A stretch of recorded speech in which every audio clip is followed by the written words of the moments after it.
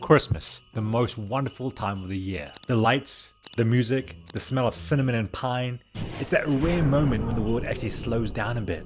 When families come together, strangers smile at each other, and for a few weeks, it almost feels like life makes sense again. It's cozy, it's magical, and if we're being really honest, it's a miracle that something like this still exists. But then, somewhere between the carols and the credit card bill, something changes. Have you noticed over the years that Christmas has suddenly gone from peace on earth to please insert card? One minute it's about family, warmth, and gratitude. The next it's about maxing out your credit card for Karen's secret Santa gift that she's probably going to return anyway. Now sure, some of that is on us. We love shiny things, cozy ads, and that serotonin rush of 2-day shipping. But do you know the real reason why the most wonderful time of the year became a spending marathon? Here's a fun fact, it was engineered to be one. And once you see how deep this rabbit hole goes, you'll never look at Christmas the same. Let me tell you about it. Welcome to the series where we help you get 1% smarter and take a break from all that brain rot. Let's go. Let's rewind a bit. Before the 1800s, Christmas was different.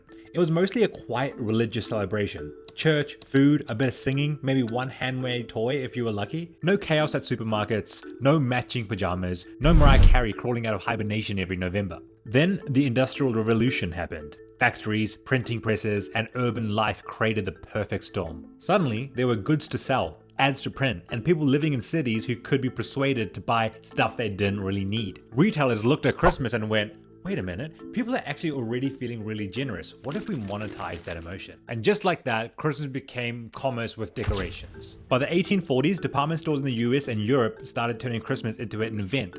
Window displays, toy section, gift wrapping counters, all designed to create ritualized spending. Because nothing says the spirit of giving like a limited time sale that ends at midnight. But do you know what the true evil genius move was? They connected love with gifts. You want to show you care? Buy more. Want to prove that you're a good parent, friend, or partner? Spend more. So yeah, as you can already probably feel, this isn't tradition. It's behavioral conditioning wrapped up in tinsel. Now we can't talk about Christmas without talking about the jolliest salesman in history.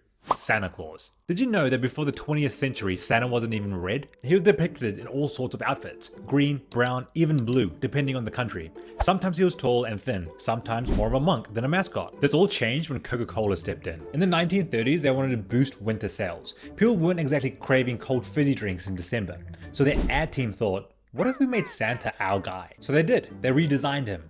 Plump, rosy-cheeked, dressed in Coke red. Always holding a bottle of soda. Boom.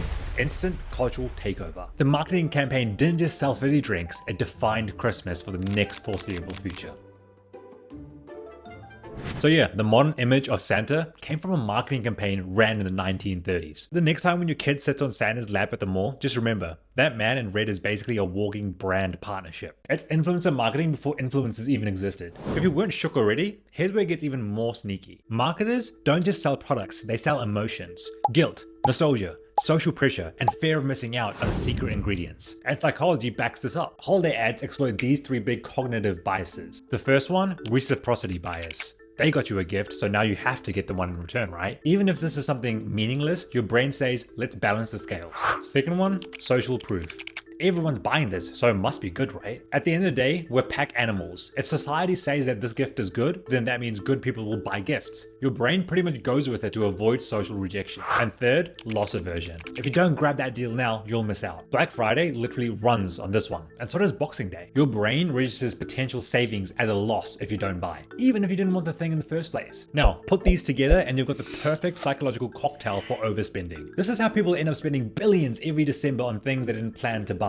In fact, about 19 to 30% of annual retail revenue happens during the holidays, depending on the industry. So yeah, this isn't about joy. It's economic dependency dressed up in cheer. The worst part is, half the people don't even remember the gifts they got for Christmas by February. So the takeaway, you're not buying happiness, you're renting dopamine. And here's another thing I want to talk about. Marketers, they don't just hijack the season. They hijacked morality. You're not just buying gifts for the sake of it anymore. You're buying them to prove that you're a good person. You skipped the gifts this year? Oh, look, it's the Grinch. Don't participate in Secret Santa? Where's your spirit? Meanwhile, the spirit is being sponsored by Visa. That's not an actual sponsorship, by the way. This social pressure you receive is insane. A Lending Tree survey found that 34% of Americans went into debt during the 2023 holiday season with an average of about $1,000 each. And the year before that, the figure was 35%, averaging $1,549, the highest in their 8-year history. We've built a holiday season where love is literally measured by your credit card limit. And it gets worse. Companies have gamified your generosity. Spend $100 and get a free ornament. Buy this gift card, get a bonus one for yourself. They make giving feel like winning. And here's another psychological trick they use. Nostalgia. You know those slow motion ads with snow, laughter, and warm lighting? They're not just pretty, they're manipulative by design. Researchers from the Journal of Consumer Research found that nostalgic ads triggers comfort, belonging, and security.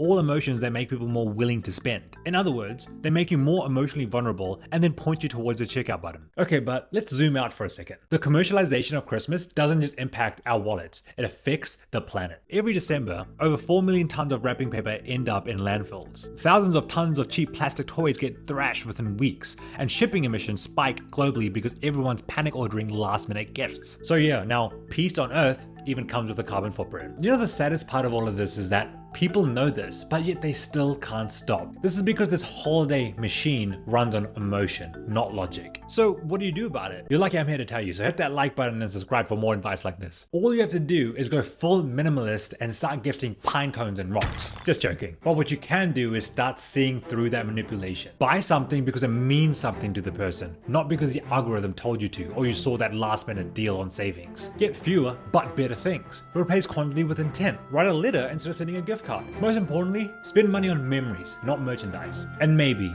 just maybe, you may start measuring your holiday season by connection and not consumption. Because if Christmas has become a transaction, the best thing you can do this holiday season is to opt out of the sale. So, if you've bought someone a gift that you knew they didn't need but you've done it anyway, hit that like button. We've all been there. But after watching this video, you know the playbook. So this year, instead of falling for the Christmas con, be that one person in your family room that knows what Christmas is truly about.